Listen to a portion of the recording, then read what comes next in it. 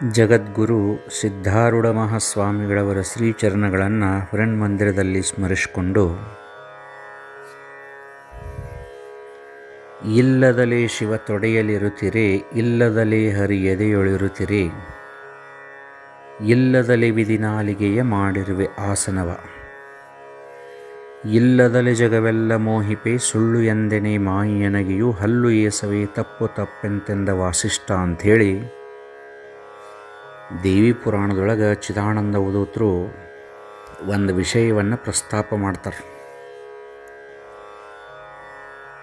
ಶ್ರೀರಾಮಚಂದ್ರನ ಒಂದು ಆಸ್ಥಾನದಲ್ಲಿ ದೇವಿಯ ನಿಜ ಸ್ವರೂಪ ಏನಂತೇಳಿ ಚರ್ಚೆ ನಡೆದಾಗ ಎಲ್ಲರೂ ತಮ್ಮ ತಮ್ಮ ವಿಚಾರಗಳನ್ನು ವ್ಯಕ್ತಪಡಿಸಿದಾಗ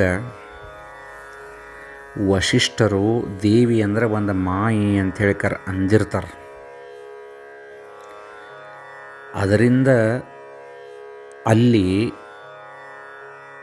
ವಶಿಷ್ಠರು ಪಶ್ಚಾತ್ತಾಪ ಪಡುವಂತಹ ಸಂದರ್ಭ ಪ್ರಾಪ್ತವಾಗ್ತದೆ.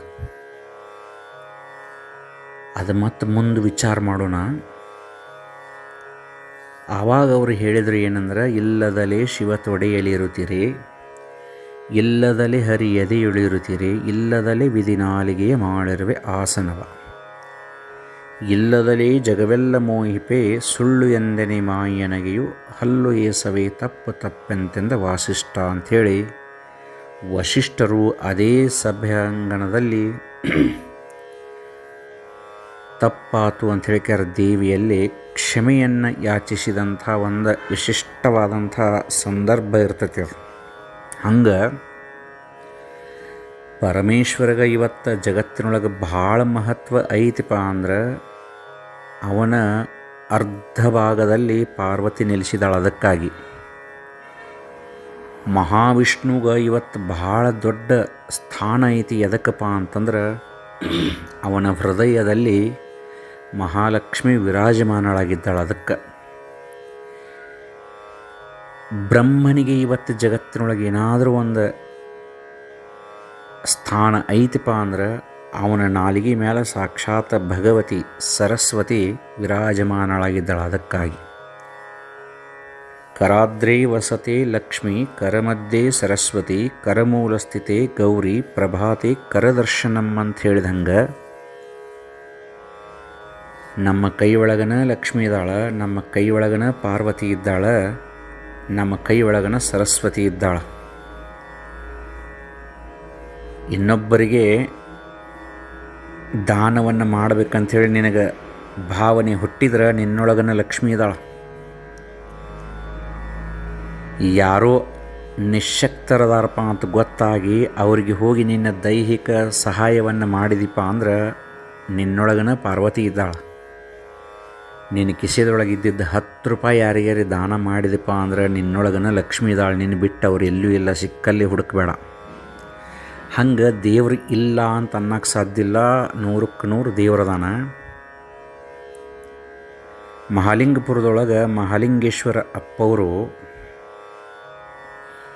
ದೇಹ ತ್ಯಾಗ ಮಾಡುವಂಥ ಸಮಯ ಬಂದಿತ್ತು, ಅಂತ್ಯಕಾಲ ಸಮೀಪ ಬಂದಿತ್ತು. ಆವಾಗ ಅವರ ಪರಮ ಭಕ್ತಳೊಬ್ಬಕ್ಕಿದ್ಲು, ಅಜ್ಜಿ ಇದ್ಲು.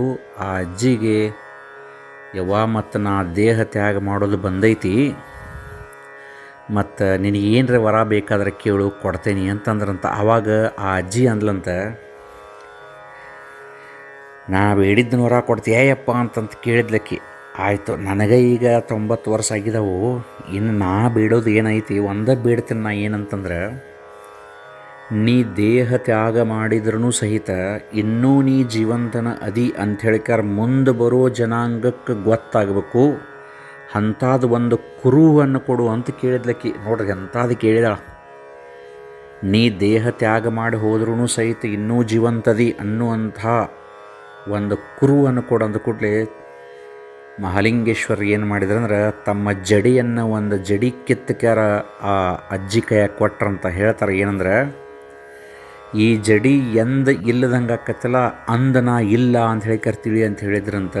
ಅವತ್ತಿನಿಂದ ಹಿಡಿದು ಇವತ್ತಿನ ಮಟನೂ ಸಹಿತ ಜಡಿ ಬೆಳಕುಂತ ಹೊಂಟೈತೆ ಹೊರತಾಗಿ ಇಲ್ಲದಂಗೆ ಆಗಕ್ಕೆ ಸಾಧ್ಯನೇ ಇಲ್ಲ. ಇದರ ಅರ್ಥ ಏನಂತಂದ್ರೆ ಯಾವಾಗಲೂ ಸಹಿತ ಮಹಾಲಿಂಗೇಶ್ವರ ಜೀವಂತದಾನ. ಮಹಾಲಿಂಗೇಶ್ವರ ಅಂದ್ರೆ ದೇವ್ರು ಯಾವಾಗಲೂ ಸಹಿತ ಅದಾನು. ದೇವ್ರು ಇಲ್ಲದ್ಲಿ ಜಗತ್ತು ನಡೆದಿಲ್ಲ. ಇದನ್ನು ಮನುಷ್ಯನೊಳಗೆ ನಾವು ಗಟ್ಟಿ ಮಾಡ್ಕೊಂಡು ನಡೆದ್ರೆ ನಮ್ಮ ಜನ್ಮ ಸಾರ್ಥಕವಾಗ್ತದೆ.